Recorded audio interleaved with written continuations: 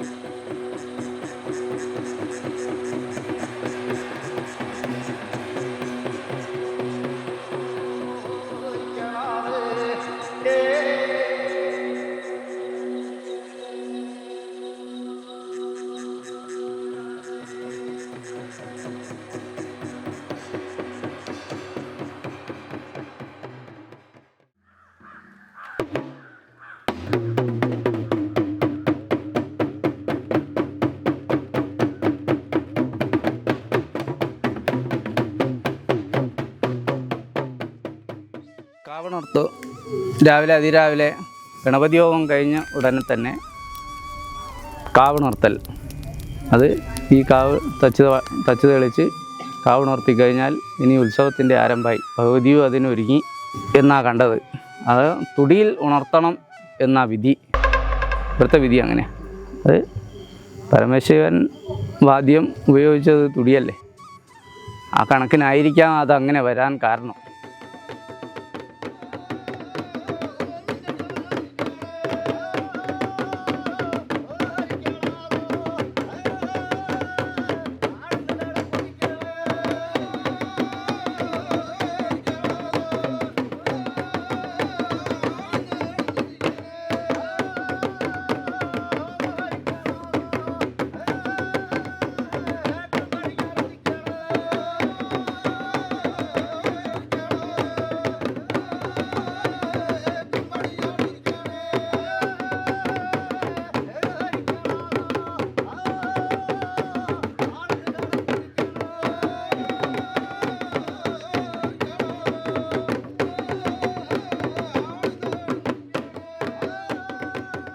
അപ്പോൾ ഉത്തമത്തിലുള്ള വാദ്യം തുടി തന്നെയാണ്. ആ തുടി തല്ലിയിട്ട് ഇവിടെ ഉണർത്താവുന്ന ഉത്സവത്തിനായാലും മറ്റു വാദ്യങ്ങളൊന്നും പാടില്ല. ചെണ്ട വേണമെന്ന് ഒരു തീരുമാനമൊക്കെ ഉണ്ടായിരുന്നു, അത് നോക്കി അപ്പോൾ അത് പറ്റിയതാണ്.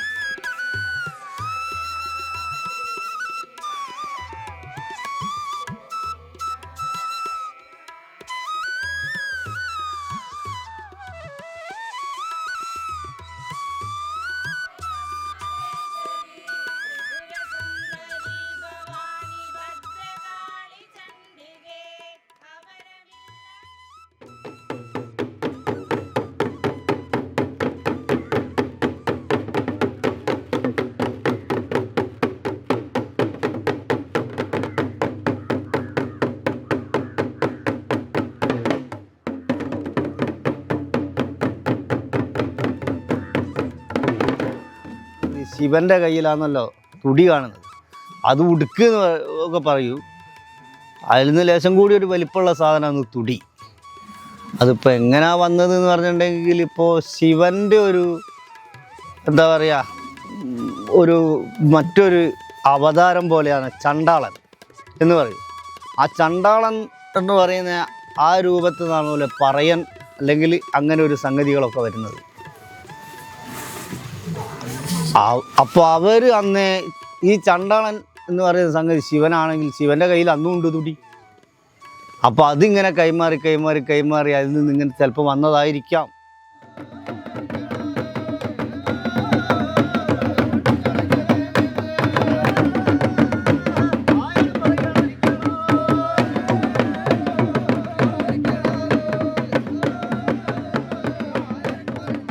ഈ തറവാട്ടിലെ കുട്ടികൾ തന്നെ ആയിരിക്കണം, അത് പഴയ വാദ്യം കൊണ്ട് തന്നെ ആയിരിക്കണം എന്നുള്ള വിധിയ വന്നത്. അതിലാണ് ഇവിടുത്തെ ദേവതകളൊക്കെ പ്രീതിപ്പെടുന്നതെന്ന്.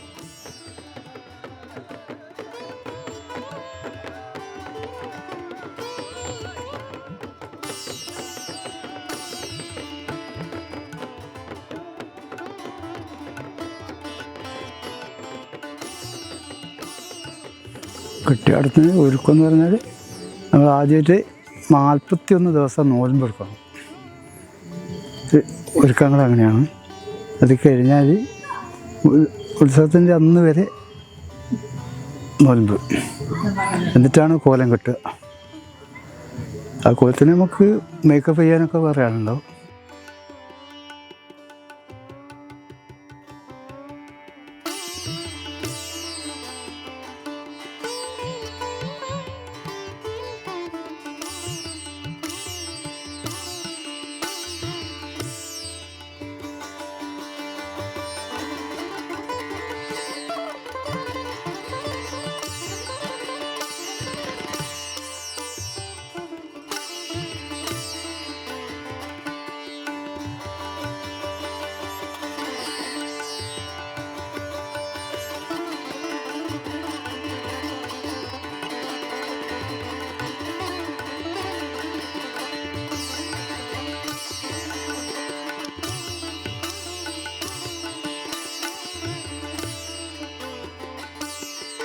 ഒരു വരച്ച ചെയ്തു, എന്നിട്ട് നമ്മൾ കോലം കെട്ടി തറയ്ക്ക് പോകും.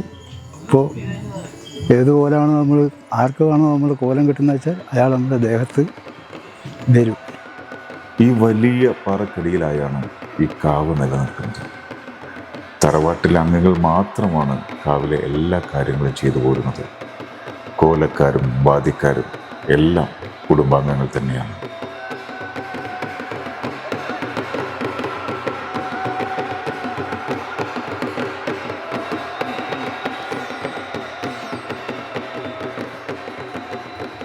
ഇത് പാരമ്പര്യമായിട്ട് അങ്ങനെ പോരുന്നതാണ്, അവർ പഠിച്ച് ആചരിച്ച് പോരുന്നതാണ്. ഇത് ഇന്ന ദിവസം ഉത്സവം എന്ന് പറയുമ്പോൾ തുടങ്ങുന്നതല്ല. ഇതാദ്യമേ ഇതിനെപ്പറ്റി ഇതുമായിട്ട് നടക്കുന്നവരാ. വെച്ചാൽ തലമുറ തലമുറ പാരമ്പര്യം കൈമാറിപ്പോരുന്ന ആ ആചാരം.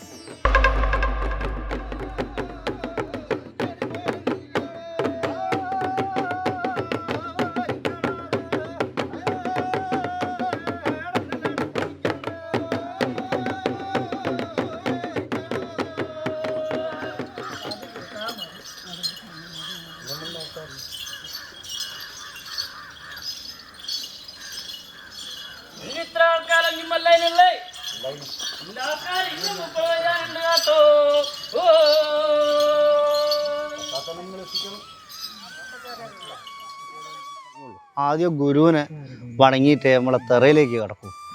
വെള്ളാട്ട് എന്ന് പറഞ്ഞു കഴിഞ്ഞാൽ ഞങ്ങൾക്ക് പണ്ട് അതും വെള്ളാട്ട് ഗുരു തപ്പൻ്റെ ആ വെള്ളാട്ട് കഴിഞ്ഞാൽ അതിലാണ്ട് കൂളി എന്ന് പറഞ്ഞൊരു സംഗതി കൂടി ഉണ്ടായിരുന്നു.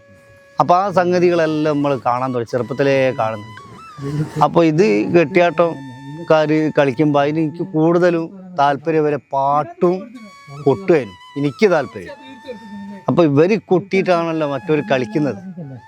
അപ്പോൾ ആ എനിക്ക് അങ്ങനെ കുളിനോട് താല്പര്യമല്ല, അല്ലെങ്കിൽ തെറയിനോട് താല്പര്യമല്ല എന്നല്ല, ഇവരെ പാട്ടിൻ്റെ ഒരു ശൈലി ഇവിടുത്തെ ഇപ്പം ഇത് മലാഞ്ചേരി തറവാട്, ഇവിടുത്തെ വല്യച്ഛനൊക്കെ പറഞ്ഞ പാട്ടൊക്കെ പാടിയിട്ട് നമ്മളാൾ കേട്ട് നിന്നു പോകും. അത്ര ഒരു പ്രത്യേക ഒരു ശബ്ദവും അത്ര ഒരു സുഖമുള്ള ഒരു പാട്ടുകളും കാര്യം. അങ്ങനെ പലരും പഴയ ആൾക്കാർ അങ്ങനെ വളരെ പാട്ടൊക്കെ അന്നത്തെ കലാകാരന്മാരെന്ന് തന്നെ പറയാം, അത്ര കണ്ടീഷനായിട്ടുള്ള ആൾക്കാരാണ്.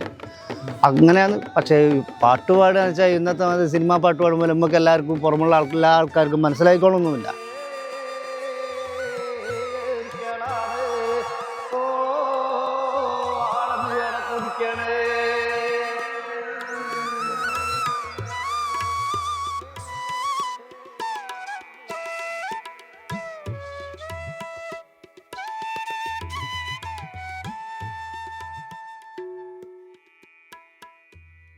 നമ്മളെ ജാതി മര്യാദയ്ക്കുള്ള പാട്ടുകളായിട്ടുണ്ടാകുക, ഒരു ലിപിയില്ല ഇനി. അപ്പോൾ ഒരു പാട്ട് അത് ദൈവത്തിനെ കുറിച്ചിട്ടാണെങ്കിൽ ആ ദൈവത്തിനെ കുറിച്ചിട്ടാണെന്നുള്ളത് നമുക്കേ മനസ്സിലാവും. ഇന്നൊക്കെയാണ് ഇന്ന സംഗതികൾ. അപ്പോൾ നമ്മളിപ്പോൾ ദൈവത്തിന് കൊടുക്കുക ഓരോ സംഗതി, നമ്മൾ കൊടുക്കുന്ന സംഗതികളൊക്കെ അത് പറയാം.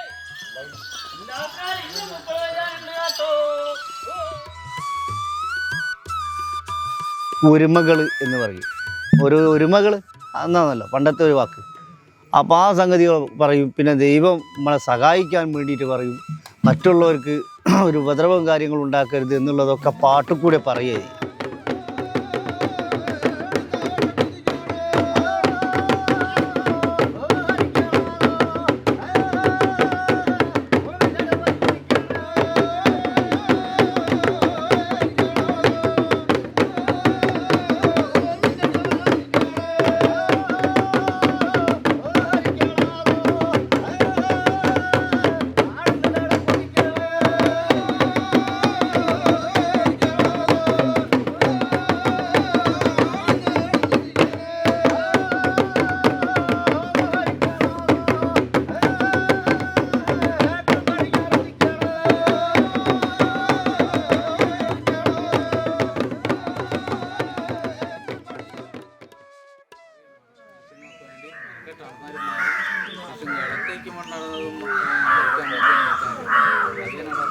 തറവാട്ടിലെ വലിയച്ഛൻ്റെ അച്ഛൻ പുൽപ്പറ വലിയച്ഛനാണ്. അവിടെയാണ് ഇതിൻ്റെ മുച്ചൂരിയുള്ളത്. അവിടെ നിന്ന് തുടങ്ങുന്നത് പറയുമ്പോൾ അവർ താമസിച്ചത് ഇവിടെ കുറച്ച് കിഴക്ക് മാറി പുൽപ്പറ എന്ന് പറയുന്ന സ്ഥലത്ത്. അവിടെ താമസിച്ച് പോരുന്ന കാലത്ത് ഇവർ 2 മക്കൾ, വലിയച്ഛനും അതിൻ്റെ ഏട്ടൻ വലിയച്ഛനും. അത് ഏട്ടൻ വലിയച്ഛനാണ് ഇവിടുത്തെ ഭഗവതിയെ കിട്ടുന്നത്.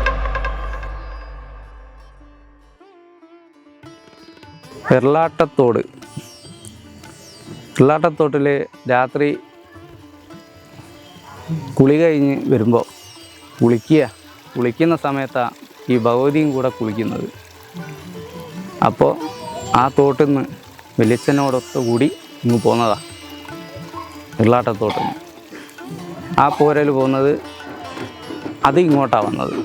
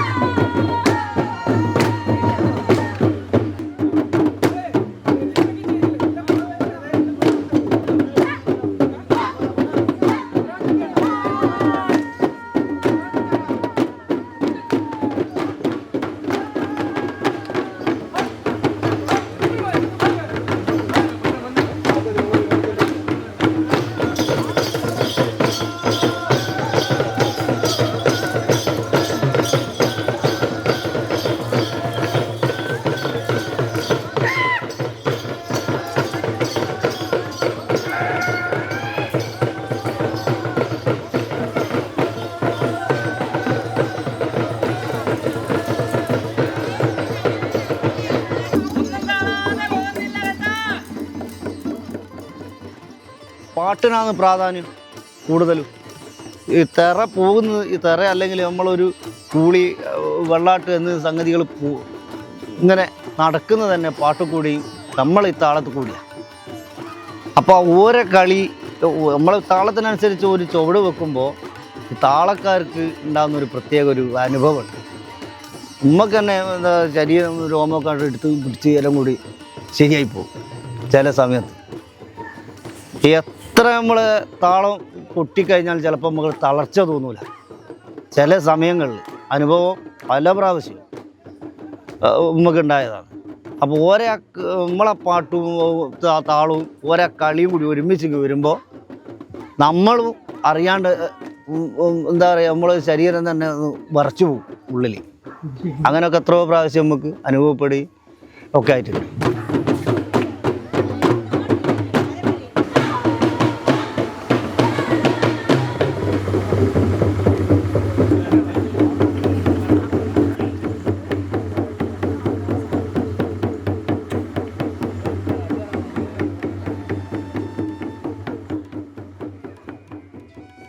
പ്രാധാന്യം കൂടുതൽ സ്ത്രീകൾക്കാണ്.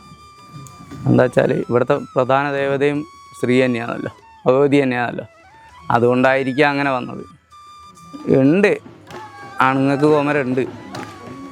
അത് ഇവിടുത്തെ ഭഗവതീൻ്റെ പ്രധാന കോമരം ആണുങ്ങളാണ്.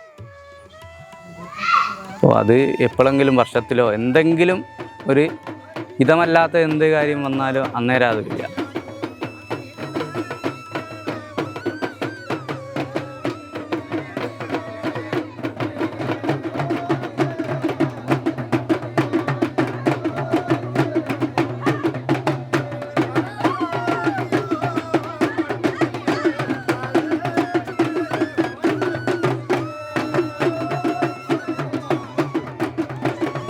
സ്ത്രീകളാണ് ഭഗവതിനെ വിളിച്ചു വരുന്നത്. നമ്മൾ പ്രാർത്ഥനയിൽ കൂടിയാണ് ഭഗവതി വരുന്നത്. എല്ലാ ക്ഷേത്രത്തിലും ഭഗവാൻ അവിടെ കുടിയിരുത്തിയിട്ടാണ് ഉള്ളത്. പക്ഷെ നമുക്ക് ഇവിടെ അങ്ങനെയല്ല, നമ്മൾ പ്രാർത്ഥന ചെയ്തിട്ടാണ് ഭഗവതി വരുന്നത്. ഭഗവതി വന്നാൽ ഭഗവതി തന്നെ ഇങ്ങോട്ട് പറയല നമ്മളോട്, നിങ്ങളെല്ലാവരും വിളിച്ചിട്ടാണ് ഞാൻ വന്നത്, എനിക്ക് വളരെ സന്തോഷമായി എന്നാണ് പറയൽ. അത് നല്ല ആട്ടവും പാട്ടും എല്ലാം ഉണ്ടാവും അന്നേരം ഭഗവതി വന്നാൽ.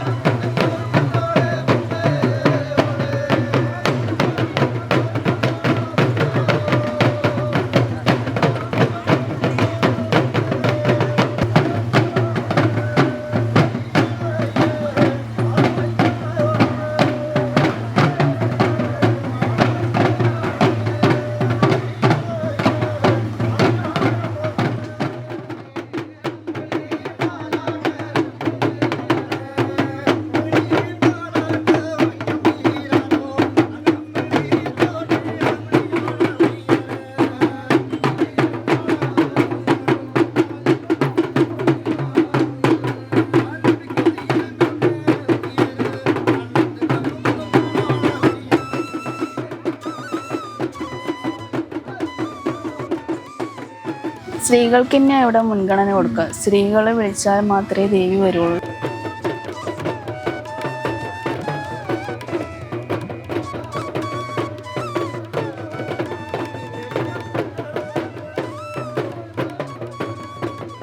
സ്ത്രീകളെ അമ്മേ നാരായണ ദേവി നാരായണ എന്ന് പറയുന്ന പോലെ.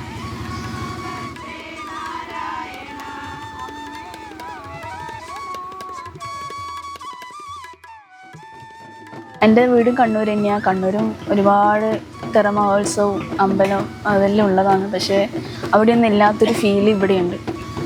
എന്താ തുറന്നിട്ടൊരു അമ്പലമല്ലേ, നമുക്ക് ഇവിടെ എവിടെ ഇരുന്നാലും നമുക്ക് ആ ഒരു എന്താ പറയുക പോസിറ്റീവ് ഒരു ഫീലിംഗ് ഉണ്ടാവും നമ്മളെവിടെ ഇരുന്നാലും.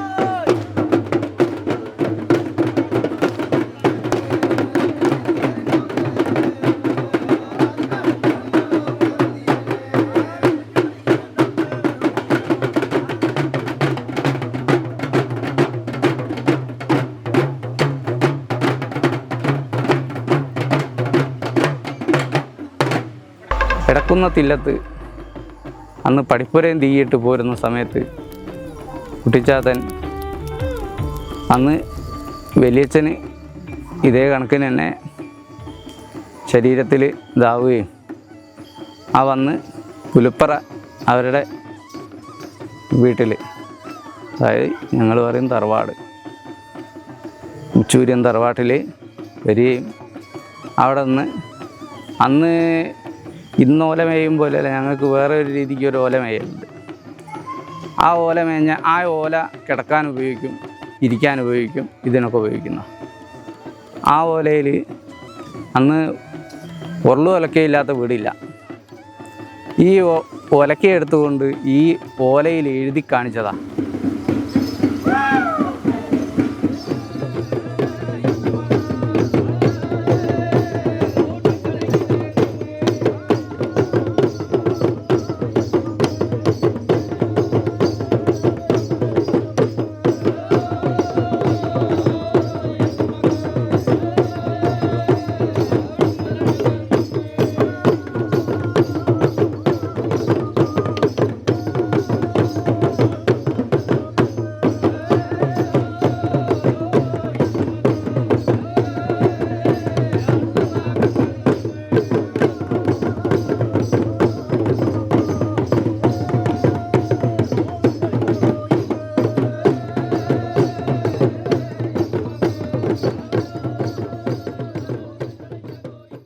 ബാക്കിയെല്ലാം ഭഗവാന് വേണ്ടി സമർപ്പണങ്ങൾ എന്തെല്ലാം നൽകും, ഇന്നതെല്ലാം നൽകിക്കൊള്ളാം എന്നുള്ള വാക്കാ എന്നൊരു ഉടമ്പടി അവിടെ വരുന്നത്.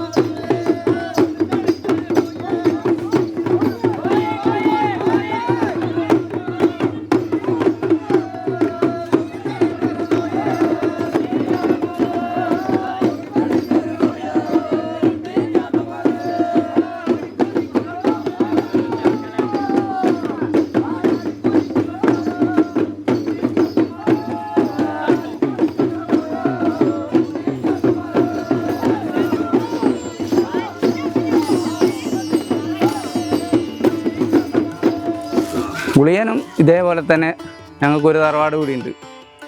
4 തറവാട് ഇതിനുണ്ട്. ആ തറവാടിലൊന്ന് ഉൾപ്പറ, തീയച്ചാൽമൽ, അത് ബാലുശ്ശേരി തറവാട്ടിൽ നിന്ന് ഗുളിയനെ ഇങ്ങോട്ട് കൊണ്ടുവരിക ചെയ്തു.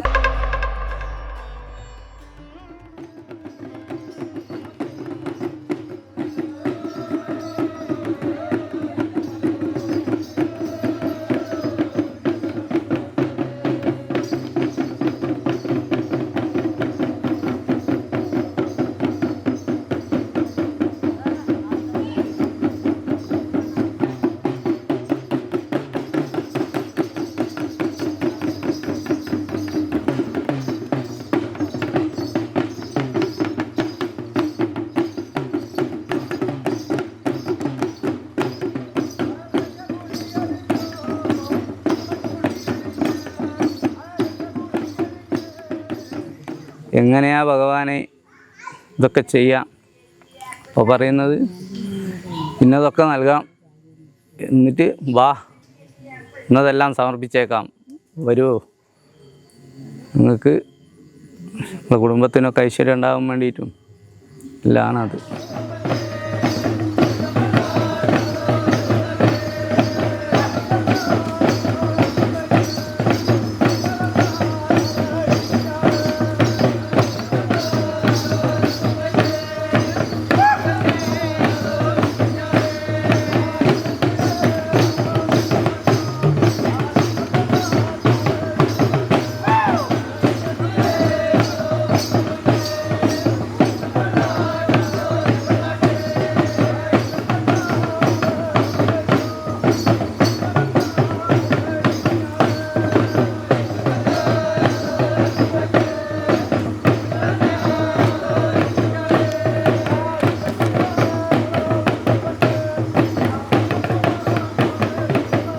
ഒരു അമ്പലത്തിലും കിട്ടാത്തൊരു ഫീൽ ഇവിടെ വന്നാൽ കിട്ടും ഷുവർ.